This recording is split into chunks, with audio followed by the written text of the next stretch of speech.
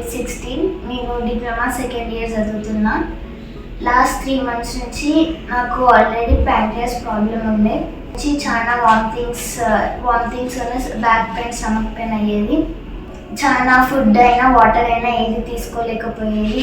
Water food ఏది తీసుకున్నా మళ్ళీ వామిటింగ్స్ అయ్యేది సివియర్గా. నేను హన్మకొండలో అక్కడ కన్సల్ట్ అయిన డాక్టర్స్ని ఎవరు కూడా అంటే ఎక్కువ పట్టించుకోలేదు, చాలా ఇబ్బంది అని చెప్పారు. నేను చాలా గూగుల్, యూట్యూబ్ అవన్నీ రిఫర్ చేసి నాకు విమలాకర్ సార్ గారు చూశాను. సో ఇక్కడికి కన్సల్ట్ అయ్యాను. సార్కి చూపెడితే ప్యాంక్రియాస్ ప్రాబ్లం ఉంది అని అన్నారు.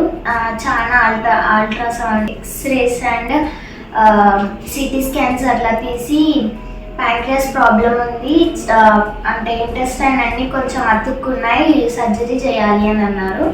సర్జరీ చాలా క్రిటికల్ అన్నారు, కానీ అది సక్సెస్ అయితే అయ్యింది. సర్జరీ అయిన రోజు బెడ్ రెస్ట్ తీసుకున్నాను. నెక్స్ట్ డే మార్నింగ్ నుంచి కొంచెం వాకింగ్స్ అవన్నీ అప్పటి నుంచే కంటిన్యూ చేశాను.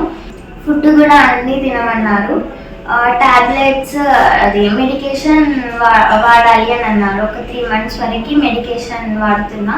ఇప్పుడు నేను తర్వాత 3 monthsకి రివ్యూకి వచ్చాను. ఇప్పుడు అంతా బాగానే ఉందన్నారు. ప్యాంక్రియాస్ మెడికేషన్ తీసుకుంటున్నాను.